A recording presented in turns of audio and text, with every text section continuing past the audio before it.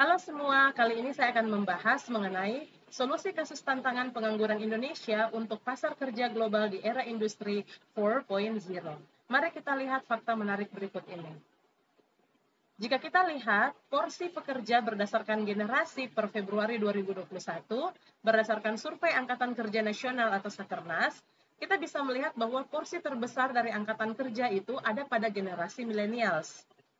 Nah, untuk itu kita perlu melihat seperti apa ciri-ciri angkatan generasi millennials ini.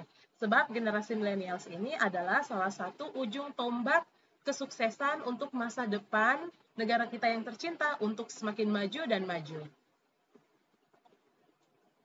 Ciri-ciri generasi millennials berdasarkan SCAR 2019, dia mengatakan bahwa generasi millennials itu selalu tampil percaya diri. Mereka percaya diri dengan kemampuan mereka dan antusias untuk menyongsong masa depan. Yang kedua, teamwork. Generasi millennials menganggap pekerjaan sosial dan kerjasama tim akan menghasilkan output yang baik. Kemudian, generasi millennials ini tidak suka deskripsi kerja yang monoton. Bahkan dalam hal waktu dan tempat kerja, mereka menginginkan adanya fleksibilitas. Selanjutnya, generasi millennials ini suka dengan aspek kekeluargaan. Jadi mereka cenderung menyukai komunitas atau lingkungan kerjanya dan mereka menjunjung tinggi yang namanya work-life balance untuk kehidupan sosial mereka. Generasi millennials ini tegas dalam loyalitas dan kemudian tidak punya isu tertentu dengan pemberian gaji.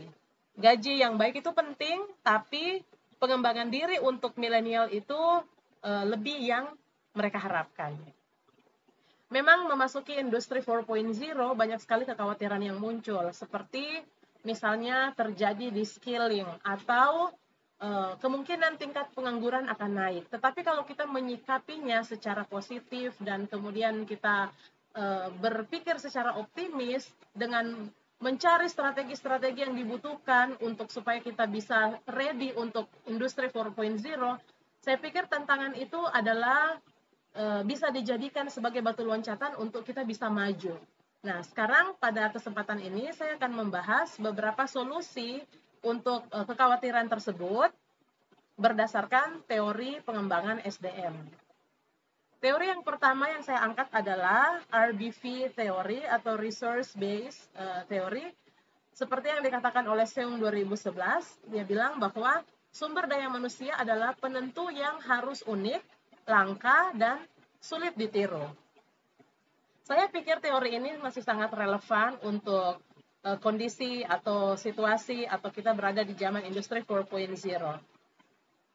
Pribadi-pribadi atau sumber daya manusia itu harus unik, langka, dan sulit ditiru. Dan untuk itu, ada beberapa aspek di sini yang saya mau ingatkan kembali, bahwa ini masih perlu atau relevan kita kembangkan sekarang untuk sumber-sumber daya yang lebih baik di era 4.0.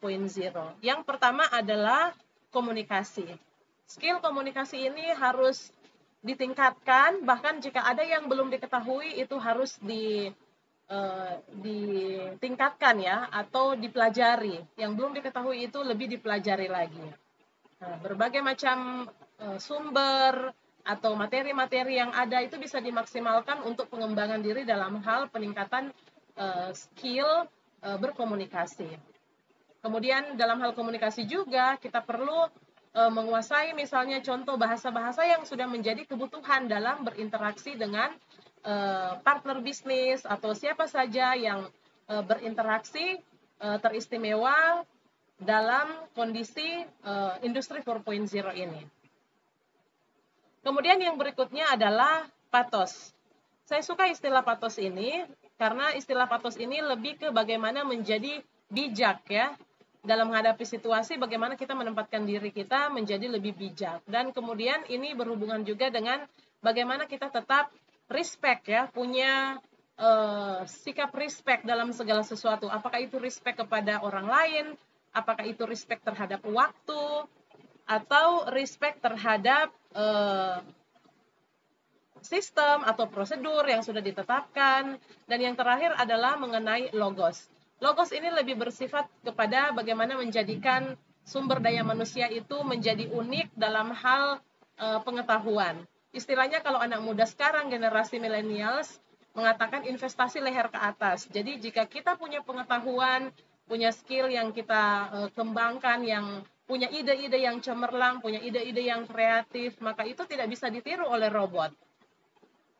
Oke, selanjutnya adalah networking. Sekarang sudah zamannya memperbanyak kolaborasi untuk kesuksesan dan tidak sempit berpikir pada kompetisi saja, tetapi perbanyak networking atau kolaborasi untuk lebih memaksimalkan kekuatan kita. Selanjutnya adalah berdasarkan Human Capital Theory. Human Capital Theory berdasarkan apa yang ditulis oleh Faret 2016, dia katakan bahwa kapabilitas dan produktivitas bergantung kepada pengetahuan dan kemampuan kerja yang diperoleh melalui pendidikan dan pelatihan. Jadi, solusi yang ditawarkan di sini adalah upskilling dan reskilling. Ini juga sejalan dengan program pemerintah ya, di mana skill-skill atau keterampilan-keterampilan yang sudah ada perlu ditingkatkan, dan sekiranya ada keterampilan-keterampilan yang belum kita ketahui, yang belum pernah dipelajari sebelumnya, itu perlu dipelajari. Sesuatu yang baru itu perlu dipelajari.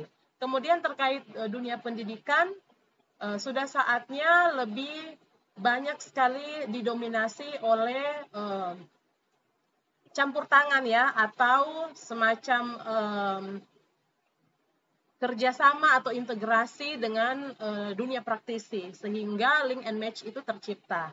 Sehingga para student, siswa ataupun mahasiswa yang nantinya akan ditamatkan, mereka itu ready ya, tidak hanya bersifat teoritis, tetapi dalam hal keterampilan, skill juga itu cukup mumpuni ya untuk bisa menghadapi industri 4.0 ini.